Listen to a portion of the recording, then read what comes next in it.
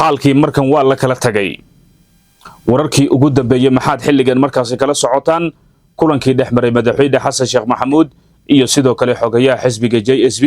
Cabdiraxmaan Maxamed Xuseen Odawa musharaxnimada Odawa beesha habargidir oo xilligan markaasi qibladeeda siyaasadeed hal dhan markaasi u jihaysay maxaase xilligan markaasi ka ogtahay madaxweyne xasan sheekh maxamuud iyo waliba qorshahaas waxyaabihii uu markaasi ka yiri xaalka dhinacyada iyo waliba xilligan sida markaasi loo kala tagay shuruudaha adag ee uu markaasi soo bandhigay Cabdiraxmaan Maxamed Xuseen Odawa haddaba dawladda federaalka ee Soomaaliya gaar ahaan madaxweyne xasan sheekh maxamuud iyo guud ahaanba xisbigiisa JSB yay u rabaan in ay markaasi ku bedelaan xilkii xogayaha ee JSB ee uu markaasi ku magacaabana Cabdiraxmaan Maxamed Xuseen Odawa haddaba qorshaha Odawa ee uu markaasi musharaxnimadiisa xilka Soomaaliya ugu dhawaaqayo yaa gadaal ka riixayo madaba in madaxweyne Axmed Cabdi Kaariye Qoorqoor iyo hoggaanka dhaqanka ee beesha habargidir ee iyagu markaasi gadaal ka riixayaan xogtii ugu dambeysay ayaan jeclahay inaan halkan mar kale idinkula wadaago soo dhawaada saaxiibadeena ku xiran barteena Diradda TV waan idinkaga mahadcelinaynaa sida aad markaasi halkan ugu xiran tihiin xogaha iyo warbixinada aynu halkan ku baahino aad idinku markasta markaasi ugu xiran tihiin soo dhawaada saaxiibadeena waqtigii waa gabagabo waqtigii waa kala guur madaxweyne xasan sheekh maxamuudna tala farihiisa waa ay ka baxday gudihii xisbigiisa JSB ayay xilligan markaasi ka bilaabatay Cabdiraxmaan Maxamed Xuseen Odawa iyo Cabdullaahi Maxamed Cali Sanbalooshe gooni ayay xilligan markaasi iyagu u baxeen madaxweyne xasan sheekh iyo nidaamkiisana waa ay ka soo horjeedaan halka dhankaas ay fursadii ugu weyneed xilligan markaasi siin karto madaxweynihii hore ee dalka Maxamed Cabdullaahi Farmaajo kala dhantaalida awoodda xilligan markaasi madaxweyne xasan sheekh ee xisbigiisa markaasi ku timid iyo waliba guud ahaanba dhinacyada waxyaabaha ay markaasi kala diyaarinayaan qorshaha xoogan ee markaasi beesha habargidir ay markaa ka leedahay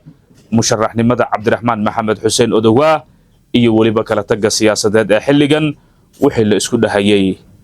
beelaha hawiye oo iyadu markaasi lagu kala tagi doono cid kasta waxa ay iyadu markaasi leedahay han siyaasadeed sida uu markaasi ka dhawaajiyay kulankii uu madaxweyne xasan sheekh la yeeshay ninka lagu magacaabo Cabdiraxmaan Maxamed Xuseen Odawa su'aalo adag ayaa durbaba markaasi ka dhashay kulankaas iyada oo madaxweyne xasan sheekh maxamuudna xubnaha kale ee xisbiga JSB uu markaasi u soo jeediyay in Odawa hadii uu ku dhawaaqo musharaxnimadiisa madaxtinimada ay qasab tahay in marka hore istiqaalada warqadda iscasilaada ee xogayaha xisbiga oo uu markaasi u soo gudbiyo guddoonka xisbiga iyo waliba xubnaha kale ee xisbiga waxaase markaa laga fikiray in lagu bedelo booskiisa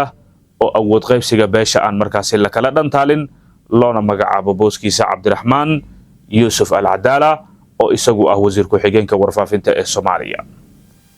siyaasadii xilligan waa lagu kala tagay Odawa iyo Cabdullaahi Maxamed Cali Sanbalooshe iyagu waa isku siyaasad oo Sanbalooshe waayadii ugu dambeysay waxa uu isagu markaasi ahaa mid toos u dhaliila nidaamka madaxweyne xasan sheekh maxamuud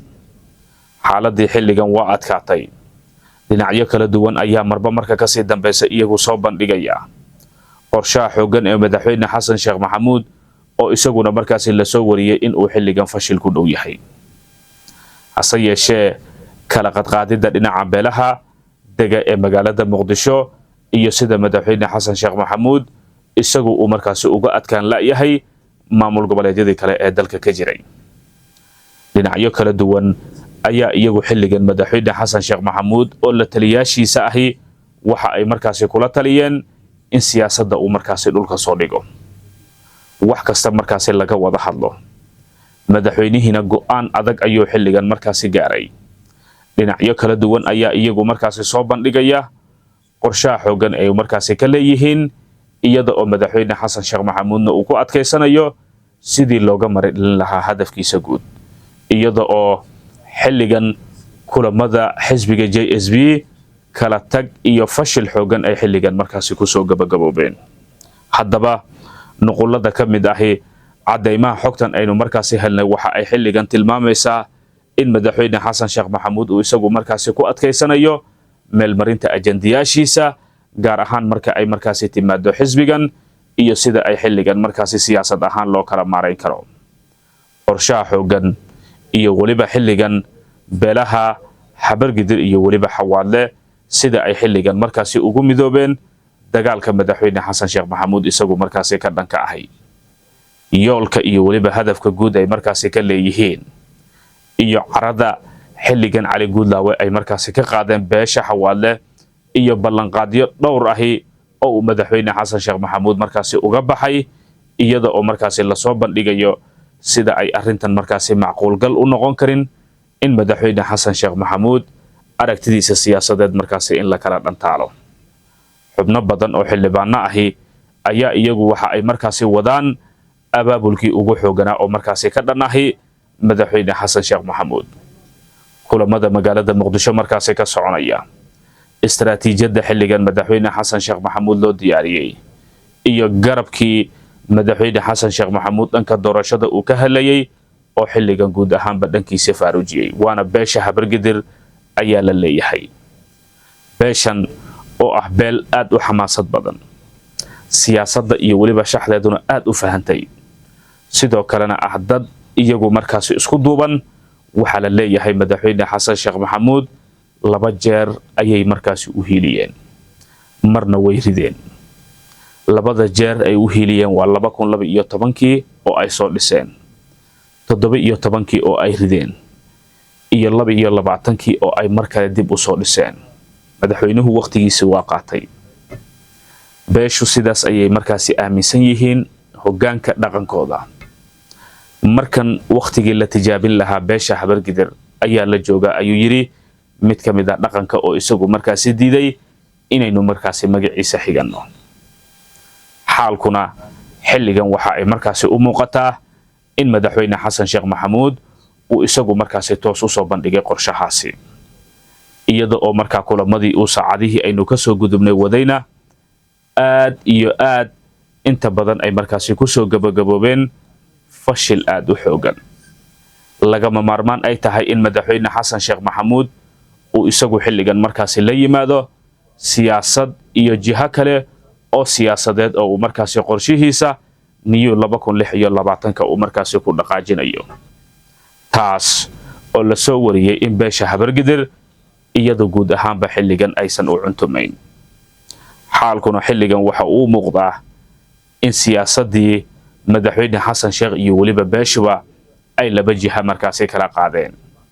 taas oo dad badan ay xilligan markaasi tilmaameen in madaxweyne Xasan Sheekh qorshihii 2026 ee doorashooyinka qof iyo codka uu markaasi ka lahaa ay aad u kala dhantaalmeen. carada uu arrintan ka qaadayna suurtagal ay markaasi tahay in galmudug uu markaa kala duldhaco halka madaxweyne Axmed Cabdi Kaariye Qoorqoor isaguna dhankiisa uu markaa diyaar garoobay. lama yaqaan Cabdiraxmaan Odowaa haddii uu ku dhawaaqo in uu u taagan yahay xilka madaxtinimada ee Soomaaliya halka ay markaasi u jihaysan doonto siyaasadii guud ee markaasi Soomaaliya. suuragal ma tahay in beesha sanadkan ra'iisul wasaare ama madaxweyne ay Soomaaliya markaasi ka hesho maxaase xilligan oo dhaqdhaqaaqyo ah soconaya. istaraatiijiyadda beesha ee dhanka dhaqaalaha ay markaasi u diyaariyeen Cabdiraxmaan Maxamed Xuseen Odowaa iyaduna aad baa loo soo bandhigayaa xilli madaxweyne Xasan Sheekh Maxamuud kooxdiisii xisbiga JSB kala tag iyo waliba tafaraaruqi ugu xooganaa uu markaasi soo kala dhexgalay. siyaasadda Soomaaliya oo wajiyo badan markaasi leh isbedel xoogan markaasi leh durbaba madaxweyne Xasan Sheekh iyo sida uu xilligan markaasi u kala maareeyay xilligan guud ahaan qorshaha xoogan ee madaxweyne Xasan Sheekh iyada oo marba marka ka sii dambeysana la soo bandhigayo sida uu madaxweyne Xasan Sheekh Maxamuud xilligan u kala furfurayo dhinacyada beesha taas oo dad badan ay xilligan markaasi tilmaameen inuusan madaxweynuhu xilligan ku guuleysan karin. shirweynihii ugu weynaa oo madaxtinimada musharaxnimadiisa uu ku shaacinayo Cabdiraxmaan Odowaa magaalada Muqdisho ayaa xilligan markaasi ka soconaysa. sidoo kale dawladda federaalka ee Soomaaliyana aad baa looga cabsi qabaa in ay markaasi munaasabadaasi carqaladeyso xilli taliyaha gobolka Banaadir ee qaybta booliiska Macalin Mahdi uu isagu markaa la soo warinayo in madaxweyne xasan sheekh kulankii uu markaasi la yeeshay qorshahan iyo ka hortagideeda markaasi looga hadlay. muuqaalka laygaray, muuqaalka sheergaray, dad badan gaarsii, sidoo kalena barteena Diradda TV waa in aad markaasi ku soo biirtaan. haddaba afkaartaada ayaynu markaasi ogaan doonaa. Soomaaliya habargidir ma u qalantaa in ay markaasi madaxweyne ka noqoto waqti xaadirkan? maxayse arrintaasi dhalin kartaa? suuragal ma tahay in beelaha kale ee xilligan ay markaasi qanciso? qaybta hoose ee faallada nugula wadaag, muuqaalka laygaray, sheergaray, dad badan gaarsii, sidoo kale wixii wara ee markaasi ku soo kordha kiiskan muuqaaladana dambe ayaynu markaasi idinkula wadaagi doonaa. balse waxaa naga xasuusin ah in siyaasaddu waqti kasta ay iyadu markaasi isbedeli karto. qorshaha madaxweyne xasan sheekh maxamuud ee kala dhantaalida xilliganna isaguna waxa uu markaasi ku dhow yahay heer gabagaba ahi. waxyaabaha uu markaasi dhibsadayna cabdiraxmaan odowaa ilaa iyo hadda xog lagama hayo, balse muuqaaladana dambe ayaynu idinkula wadaagi doonaa iyada oo markaa munaasabadiisa marka uu qabtana arrimo badan uu markaasi ka hadli doono. tan iyo kulan dambe waxaan idin leenahay saaxiibadeena ku xiran barteena Diradda TV. nabadgelyo.